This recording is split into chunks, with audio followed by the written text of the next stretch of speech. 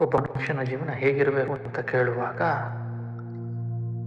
ಋಷಿಗಳು ಹೇಳ್ತಾರೆ, ವಿದ್ಯಾವಂತನಾಗಿರಬೇಕು, ತಪಸ್ವಿಯಾಗಿರಬೇಕು, ದುಃಖದಿಂದ ದೂರ ಇರಬೇಕು ಮತ್ತು ಸುಖಕ್ಕೆ ಹತ್ತಿರ ಇರಬೇಕು ಅಂತ.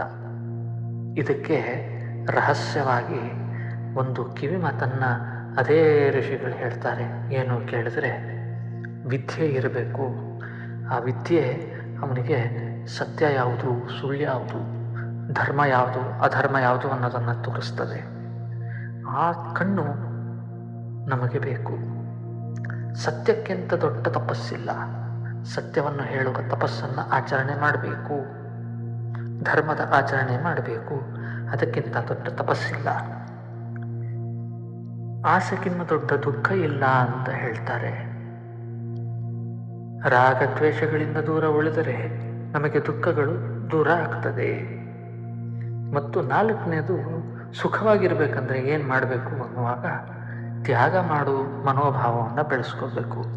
ಆವಾಗ ನಾವು ದುಃಖದಿಂದ ದೂರವಾದ ಸುಖವನ್ನು ಅನುಭವಿಸಬಹುದು ಅಂತ ಋಷಿಗಳು ಹೇಳಿದ್ದಾರೆ. ಈ 4 ವಿಚಾರಗಳನ್ನು ನಾವು ನಮ್ಮ ಮಕ್ಕಳಲ್ಲಿ ಈಗಿಂದಾನೇ ಅಭ್ಯಾಸ ಮಾಡಿಸ್ತಾ ಬಂದರೆ ಅವರು ಅವರ ಜೀವನದಲ್ಲಿ ಸುಖವಾಗಿರ್ತಾರೆ ಅಂತ ನಾವು ನಂಬಿದ್ದೇವೆ.